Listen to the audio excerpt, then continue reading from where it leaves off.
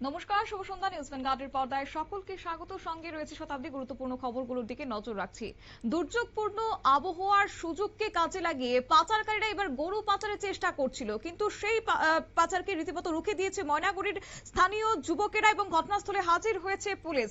10টি গরু সহ অসম নাম্বারের গাড়ি বাজেয়াপ্ত করা হয়েছে, গ্রেফতার করা হয়েছে একজনকে। গরুকে ইনজেকশন দিয়ে ঘুম পাড়িয়ে পা বেঁধে পাচারের ছক কষা হচ্ছিল। জানবো বিস্তারিত। সঙ্গে যুক্ত হয়েছে প্রতিনিধি সানি রয়। সানি, কি জানতে পারছো? দেখো শতাব্দী, তুমি যেমনটা বলছিল যে দুর্যোগপূর্ণ আবহাওয়াকে কাজে লাগিয়ে কিন্তু এই একটা বাজারের একটা চক্রান্ত চলছিল, এবং যা কিন্তু একেবারে হাতে নাতে ভেস্তে দিল স্থানীয় যুবকেরা। তোমাকে জানাবো, জলপাইগুড়ি জেলার ময়নাগুড়ির এই ঘটনা। ময়নাগুড়ি থানার সংলগ্ন যে পেটকাটি এলাকা রয়েছে, সেই পেটকাটি এলাকায় গভীর রাতে, অর্থাৎ তখন প্রায় কাকভোর, সেই সময় কিন্তু একটি গাড়ি যা আসাম নম্বর প্লেটের, তা কিন্তু সন্দেহজনক ভাবে যেখানে সেখানে ঘোরাঘুরি করছিল, এবং যার কারণে সেখানকার যারা সাধারণ যুবক তাদের নজরে আসে, এবং তারা ওত পেতে থাকে যে এই গাড়ির ভিতরে কি রয়েছে তারা সেটা দেখার জন্য।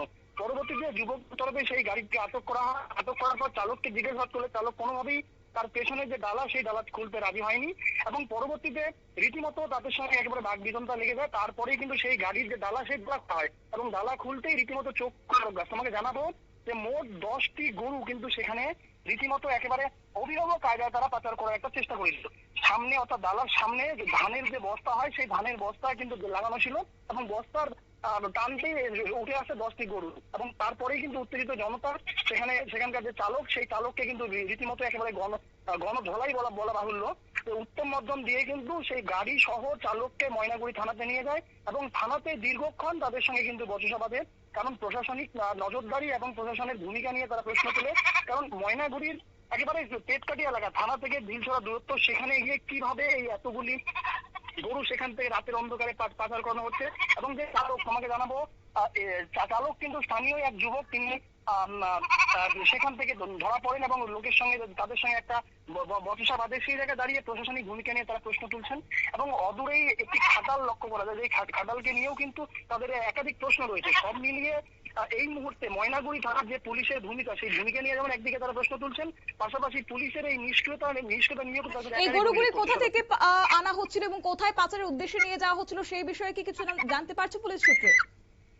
দেখো, এখনো পর্যন্ত প্রশাসন কোন রকম তথ্য দেয়নি, এবং প্রশাসনের বলা বাহুল্য যে প্রশাসনের ইতিমধ্যে তারা কিন্তু কোন রকম প্রতিক্রিয়া দিতে চায়নি।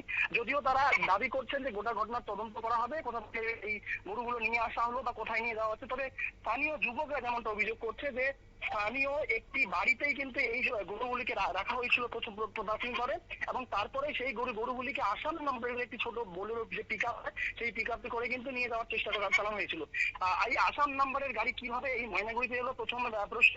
এবং দ্বিতীয় প্রশ্ন হচ্ছে, এতদিন ধরে এখানে এত গরু মজুত করে রাখা হতো, পুলিশের কাছে সেই খবর ছিল না? যেমনটা রাজনৈতিক ব্যক্তিরা অভিযোগ করছেন যে পুলিশ এবং স্থানীয় যে তৃণমূল নেতৃত্ব, তাদের একেবারে নিষ্ক্রিয়তা। একেবারে ধন্যবাদ জানি।